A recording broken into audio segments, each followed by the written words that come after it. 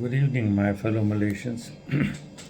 It's been a while since I made any comments, but the news of the fact that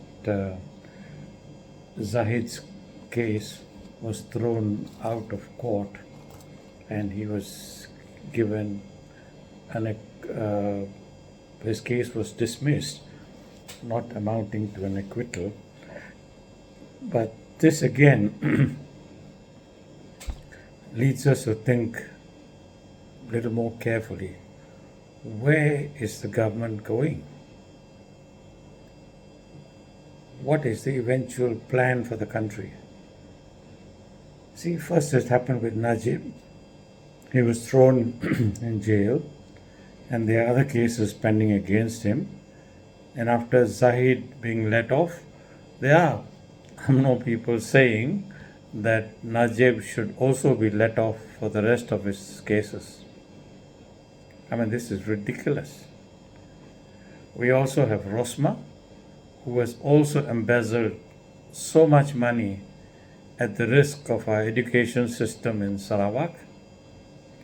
And she's been found guilty, but no mention about the money.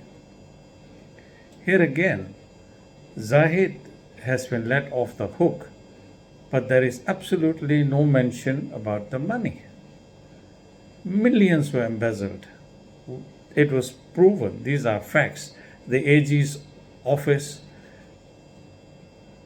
made note of them earlier, or rather, I'm talking of the Accountant General, and nothing has been done. Similarly, we have another person in Sarawak, the Governor Taib, who stole not millions but billions from Sarawak. Billions, leading Sarawak to abject poverty. Fortunately, by God's grace, the state is rich, very rich. But I don't think that wealth was made to be pilfered and absconded by one man. He's getting on in years, probably senile, but the money is still there. His family, the new wives are enjoying it, and I don't think he has any clue because he probably by now has dementia. What is the government doing about getting that money back? Again, look at Zahid. Okay, he was acquitted. What happened to the money? This money belonged to the people of Malaysia. The government has for many, many years, both the UMNO government, even the PH government earlier, that bailed out Tabung Haji. People have been stealing money, and the Malaysian taxpayers' money has been used to bail them out. All the taxpayers, okay, not only the Malay ones. Everyone has to bear the burden of theft. And yet, nothing is done. My friends ask me, why are you so supportive of Anwar? Well, I frankly tell them, because we have no choice. We either have to support him or sink. Unfortunately, Tun Anwar also realizes that, and that is why he's taking the Indians and Chinese for granted. And he thinks he has them in his pocket because they have no choice. So he's busy wooing the Malays, trying to be more Malay than the Malays, trying to be more Islamic than Hadi. I wonder where this is going to lead all of us. Really. Dato' Anwar, you better have a close look at your policies. People have given you time. They have given you enough rope. Please make sure you don't hang yourself with that rope. It is sad that eventually the whole price is being paid by Malaysians. Every single Malaysian is paying the price of what the government decides or the courts decides. MACC was supposed to be an independent body. So was the judiciary. Clearly, it may not be what we think it is. Because when a new government comes in, there are new cases. As long as the government stays, those cases are dealt with and people are put in jail, like Najib Razak was.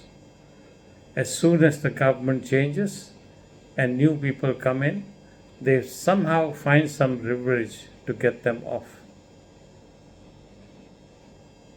The judge did not totally acquit Zahid, which means that when the next government comes, if it's a very strong government, Zahid will be back on the dock.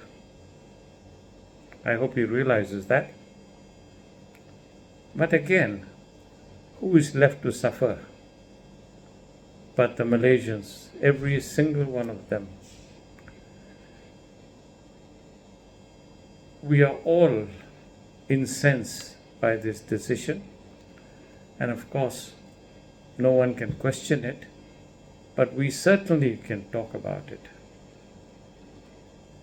Well, I know there is a God up there, and He does give people enough rope to hang themselves.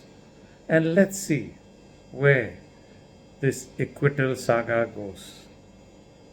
I don't mind people being charged, people being, they found criminals like Najib was, or Rosma is, but no mention is ever made about the money. They have stolen billions from the Malaysian people. Where has the money gone? Their families enjoy it. Even Mahidin is being charged. Now clearly he's fighting so that he can form the next government and they can let him off the hook. Well, I'm sure Interpol will find his son. They probably have found him. They're just waiting for the Malaysian government to ask him to be sent back. Then again, a new saga begins. But then again, a saga is no use unless we Malaysians can get that money back. Where is the money? We all need to ask that question.